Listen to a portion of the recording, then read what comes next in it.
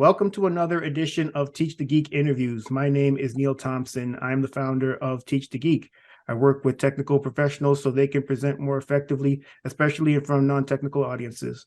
And you can learn more about that at teachthegeek.com. Again, that's teachthegeek.com. Today, my guest is Dr. Amy Beaird. She works with companies to get them the resources they'll need to be successful. I'm assuming she didn't grow up with this aspiration as a child, so I'm really interested to learn more about how she came to her current line of work. And I'm also interested to learn how someone with a couple of engineering degrees came to this type of work. So welcome to Teach the Geek interviews, Dr. Beaird. Yeah, thanks so much for having me. So from the bit of research I did on you, I saw that you studied chemical engineering. So what was the motivation to study chemical engineering? Yeah, so growing up, I about 10th grade discovered chemistry and just fell in love with the periodic table and really enjoyed chemistry and math in school. Kind of clicked in my brain as like, oh, this is how the world works, and got really excited about that. Looked at what degrees were out there that would challenge me and give me some experience in those two fields and use those interests, and landed on chemical engineering. So I didn't know any chemical engineers, hadn't ever met one before, but just kind of researched it, decided to take the leap and study chemical engineering, both undergrad and PhD. So interesting. Is there a reason you chose chemical engineering as opposed to chemistry? It was the math component, knowing that I'd get to do a lot more of the advanced math in an engineering degree. I'm also a very, and have always been this way, a very applied person. So unlike a lot of the sort of physical sciences or pure sciences, I really enjoy seeing how does that translate into something that's practical in the real world. And so that's kind of why I landed on engineering. Got it. You did mention that you did a doctoral degree as well. So what was the motivation to get a PhD? I did, yeah. So second year of my undergrad, I had an opportunity to do a National Science Foundation research experience for undergraduates, where I got to go into a lab for 8 weeks and work alongside other PhD researchers, even though I was an undergrad, and kind of learn about what life was like in the lab and meet some of the advisors and just get a feel for what it would be like to be in a research career. And that experience, during the course of that summer, we went on different plant tours and kind of looked at potential jobs for chemical engineers. And I just fell in love with research. I'm a naturally curious person, really enjoy learning, really enjoy exploring. So research was sort of a natural fit. And I also got really interested during that time in energy technologies and materials. So I always said if I didn't study chemical engineering, I would have been a materials scientist, because that's where most of my research ended up, was on the materials side. Okay. So, when I speak to people who ended up doing PhDs, at least when they first started the PhD, the goal was to stay in academia. Was that your goal as well? So that was never my goal, which made me sort of weird and different from my peers in grad school. I always wanted to have a more applied career, so I always saw myself going into industry, and working, really translating the research and the science into products and services in the marketplace. So I was always interested in that intersection of engineering and business, as well. And that fueled a lot of what I'm doing now. So there were some steps in between where I worked in startups, leading research teams, developing new materials, and saw what it was like to work in small business as a researcher, some of the challenges that came along with that. And that's a lot of that is how I ended up in the career I'm in today. How did getting a PhD prepare you for, well, the roles that you have done and even the role that you're currently doing? It's a good question. So I think some of it is that engineering kind of systems thinking that you learn, how to solve problems, how to work with large amounts of information and distill insights from that. getting a PhD, there was a time in my career where I thought I could only work on hydrogen storage materials right after I got out of grad school, because that was my experience, right? And then I realized, oh, there's actually a lot of transferable skills that you learn through a PhD. I just think you're not sort of taught to recognize those necessarily. And so that started me on a path of recognizing what those transferable skills were, and developing those as I grew. When you were talking, Dr. Beard, it got me thinking about even other people that I've spoken to with PhDs. I mean, I did mention that a lot of people, they tend to want to go into academia, which makes sense since a lot of the people that they're around, the other grad students, the postdocs, even their professors, these are all academics. So they could give you advice about academics and staying in academia. But you said you wanted to go into industry all along. So where did you get the know-how or even the expertise to even figure out how to do that? Yeah, so that was one of my biggest aha moments and almost frustrations, realizing that we have a lot of our best and brightest minds in PhD programs across the country, and we don't always do a good job of teaching them how to be the CEO of their career. I think a lot of us sort of learn that academic path, and it's a great path. But in reality, there's a lot of other opportunities out there for smart people. And I've had a lot of friends and colleagues that have gotten frustrated, not landing careers in academia, and then feeling like there wasn't anything for them. And so again, problem solver, ever curious, always learning. I kind of wouldn't take that for an answer, like that was the path and that's the only way. So I just started learning. I knew that I had skills and capabilities. I was passionate and I was put on the planet to do something meaningful. And so I just kept learning and kept growing, and sort of realized, hey, if you can get a PhD and you can spend all that time focused on one subject and really develop skills in one area, you can do that with anything. And I wish that there were more career support resources out there for PhDs that want to go into industry. But really part of it was recognizing that there are small business programs out there for scientists and engineers. And I learned about technology commercialization, and I learned about some of the funding resources that are available for small businesses. If you don't want to go the academic route.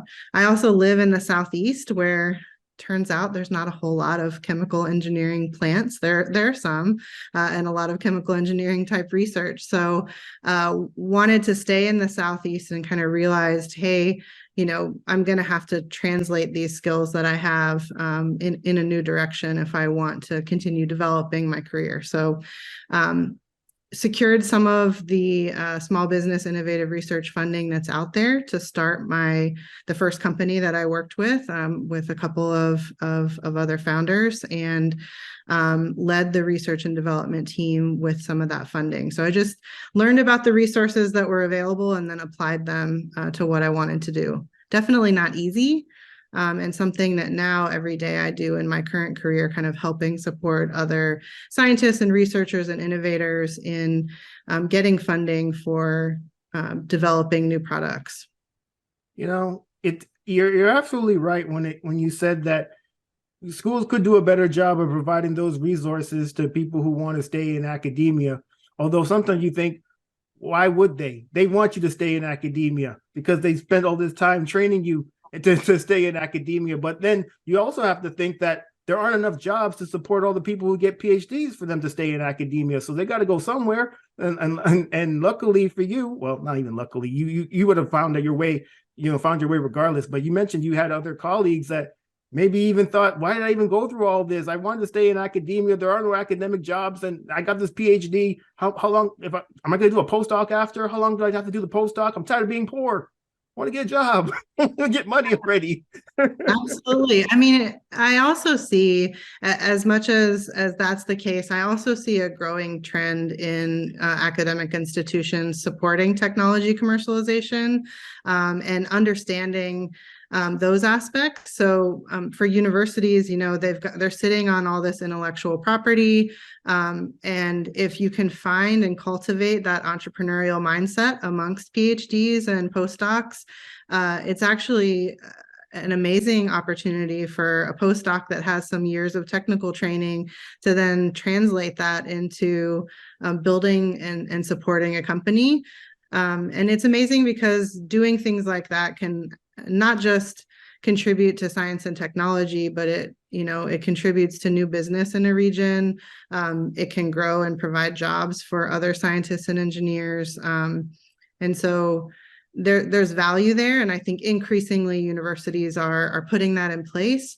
And it's just a matter in my mind of making sure that, the PhD side is exposing these students to other pathways like technology commercialization or industry careers, and showing students the breadth of options that they have available to them. Excellent. I'm glad that's finally happening. So now you work at an organization, as I mentioned, that helps, and it helps other companies find or get the resources they need to be successful. So what type, I guess the question would be, with the organizations you work with, what exactly do you provide these companies that you partner with? Yeah, so for the last 2 years, I've been the program director for the Senfluence Initiative here in Central Florida. We work right now with 109 high-tech research and innovation focused companies. Most of them small, but we also have some large companies as well. And the initiative and the team really supports helping companies to develop new partnerships with our research institutions, helping companies to go after funding that they might need, whether that's through pitch competitions or federal programs like SBIR, or other, private investment.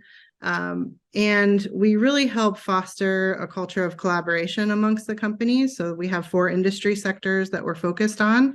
And one of the things that we realize with that is the power of cross-cluster collaborations. So companies that are in our energy and environment cluster, working with companies that are in our gaming, entertainment, and esports cluster, completely different backgrounds.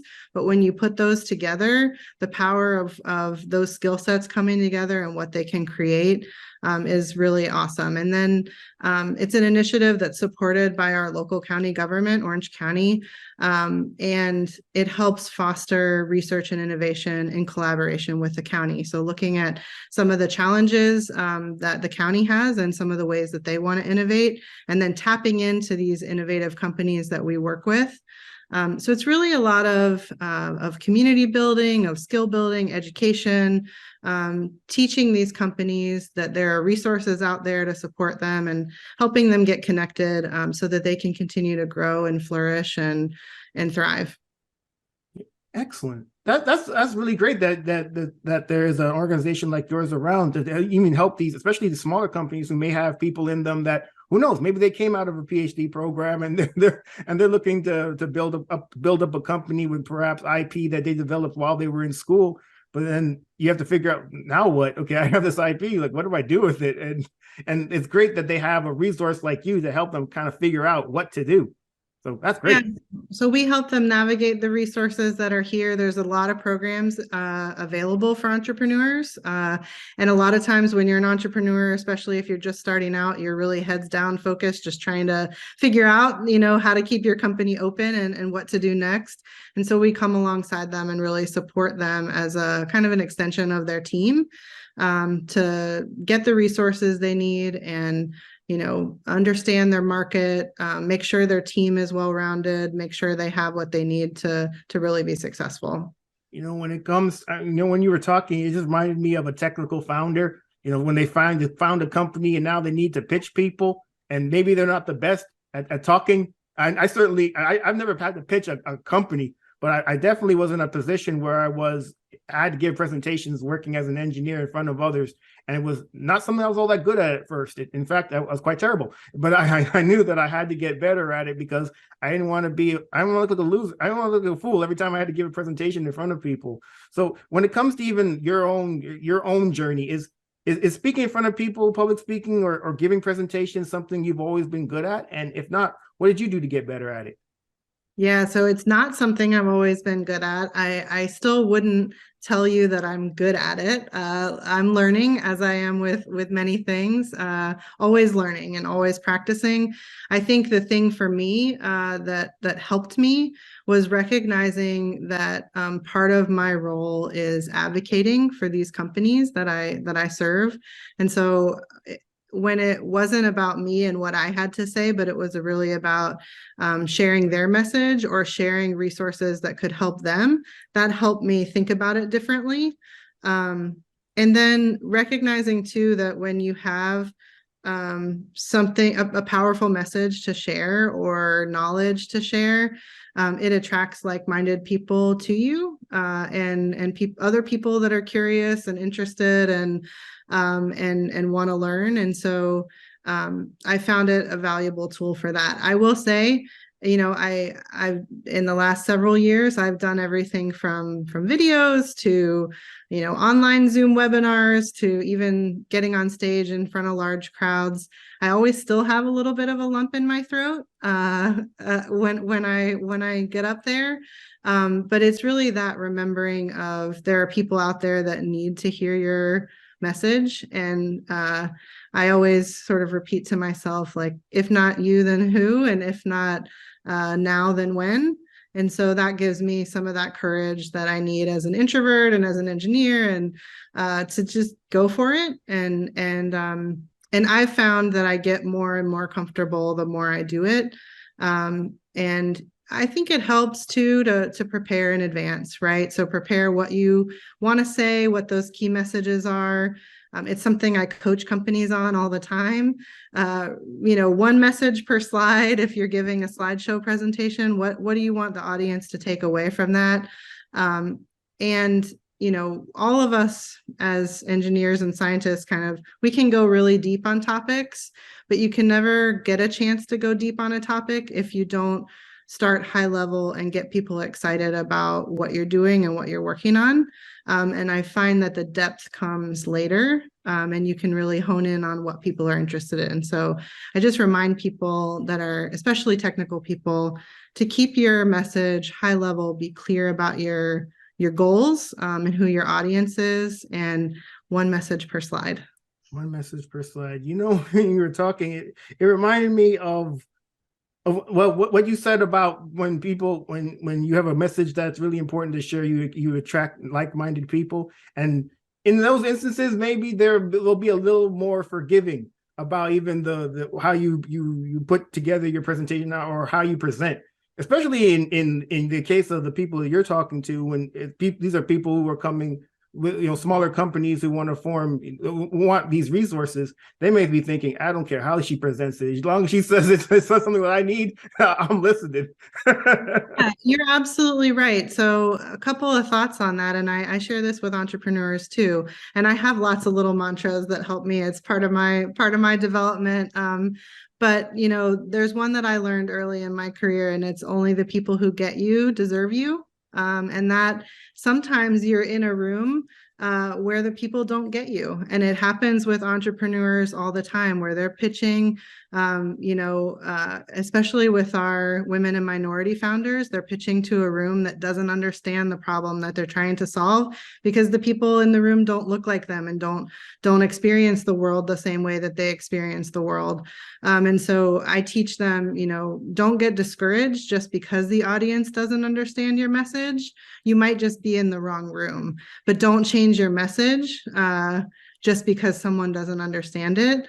At the same time, feedback is super important. And so I teach entrepreneurs really calibrate the feedback that you get. Don't judge the presentation based on how you think you sounded. Judge it based on who comes and talks to you afterward. Judge it based on the emails you get after the presentation. And if those connections are the kinds of connections that you want to make, and the types of people that you want to work with, then your presentation was a success. And if they're not, then you can adjust your message and adjust your approach to attract the kinds of people that you want to work with and want to collaborate with. Absolutely. Yeah, I can definitely get on board with that. Although I will say that if after presentation you're getting this negative feedback, then you might have to look at yourself and think, you know what, I don't know about this. Maybe none of them deserve me. That's true. I mean, again, ask the people who have accomplished what you want to accomplish, whether it's good or not, right? But don't just take all the haters' feedback and change based on somebody's negative feedback. Yeah, when it comes to feedback, you got to run it through your own filter Yep. because you very well could get conflicting feedback. One person says it's great, other person says it's bad. Well, who are you listening to? I mean, you got to kind of run it through your own mind and then make a decision based on that. When it comes to any presentations that you ever give, Dr. Beaird, do you have a process for putting them together? And if so, what is it? Yeah, that's a great question. So I'm a pretty visual person, and I like to think about how to convey ideas in terms of visuals. I also am pretty iterative when it comes to anything I develop. So whether it's grant proposals, written communication, or verbal communication, I tend to go through a pretty iterative process. It helps to have that key message per slide, the content piece that you want to convey first, and develop the visuals around that. And that's the approach I tend to take. I also, always think about what's missing, and also think about what can I trim, what can I cut. And so, part of it, to me, I've learned, if you take action is better than perfect. So take action, get the proposal or the presentation done, get it out there in front of people, get that feedback, and keep doing it and keep refining it, and keep making it better. But don't worry about it being perfect the first time you give it. Because if you do that, you'll kind of prevent yourself from getting your message out there. I mean, even the first time, second time, third time, don't wait for perfection, because it doesn't exist. And so yep. I fully agree that action trumps perfection, because action is actually real as opposed to perfection not being real at all. And I really like the idea of looking to cut things. What do you need to cut? Man, you don't even know how many presentations I've ever been in, sitting there, and I'm hungry and I want to go to lunch. And I'm thinking to myself, this could have been a 10-minute presentation, man. Why the hell am I still here 20 minutes later? Yeah, and I think, back to the point of, you attract the people that are interested in you. So your goal with the presentation is not to communicate everything that's in your head or everything you know about a subject. It's to find the people in the audience that are interested in the same things that you are, or interested in those ideas, and building a connection. And then once that connection happens, then you can do the deep dive with that person who's aligned with your thinking or interested in what you're working on. And so keep in mind that your goal oftentimes for those communications, it's really about making a connection. It's not always about communicating everything that you know. When we were just talking, you made me think of what's called a positioning statement. And I learned about this from a woman named Lois Kramer. And she says that everybody that has a business, when they're asked, what do you do? They should have what she calls a positioning statement. It's a sentence, typically 10 seconds or less, when you say it, about what you do and then how you help others. And I developed one, and I use it everywhere now. And the reason it's such a great idea, this whole idea of a positioning statement, is you could verbally vomit a whole lot about what you do, and you have no clue whether this person wants to know all that detail yet. But if they hear that one sentence, then you're basically inviting them to say, oh, okay, that's interesting, tell me more. Or you're inviting them to say, I don't really care about this at all, so I'm glad I only wasted 10 seconds. Yeah, we do the same with entrepreneurs. They develop their elevator pitch, and it's just a short snippet about what you do. And one of the advantages, I think, especially for technical folks, when you have to put together a presentation, it helps you get clear about your purpose and what's important and what people resonate with in your message. And so it's not, I find it's not just a tool for communicating out, but it can also be a tool for you to really refine where your focus should be and could be, and you know, help some of that noise that can happen sometimes in smart people's brains about all the different, you know, rabbit holes you could go down, and really focus in on what's important and what's useful. Yeah, I think you're absolutely right about that. I mean, you already mentioned cutting the fat. So this is definitely cutting the fat with this positioning statement, is just making sure that you're mentioning only the things that really need to be mentioned at that time. And then if anyone wants additional information, they're free to ask. And if they don't, well, then they stay quiet. And then, you know, you keep all your information to yourself. So when it comes to even, you know, the people who are watching or listening to our conversation, if they want to get better or more effective at giving presentations or public speaking in general, what would your number one tip be? Number one tip: practice, practice, practice. Nothing gained if you don't just get up there, get in front of people. You know, it doesn't have to be a large audience. Start small, start in a room that feels comfortable with people you trust, start in front of your mirror, whatever it is. I tell entrepreneurs here to go to their local 1 Million Cups organization. They're all across the country. You can pitch. There's groups like Toastmasters or other places where you can speak, where it's, you know, a no judgment zone, and people will give you inputs on your speaking. But really, it's just about getting out there. You know, another thing that I think helps, and we touched on this a little bit, but find something you're passionate about that you would talk about with anybody, anytime, anywhere. And if you can really come from a place of passion when you're speaking, time kind of disappears, and you're not so focused on the act of public speaking, but it's just something that you care about it, that you're spreading to others. So that can help. Yeah, I fully agree with you. So you offered 2 tips, and I only asked for 1. So thank you for that. you're an overachiever. So so I really like the idea of practicing, because when you do that, you can figure out the best way to put things together. Because when you don't practice, it just comes out as it comes out, and it may not come out in the best way for the audience to really take in what you're saying. So I'm a big fan of practicing. And then talking about something you're passionate about, I think that's really helpful too. And, you know, that ties in with nerves.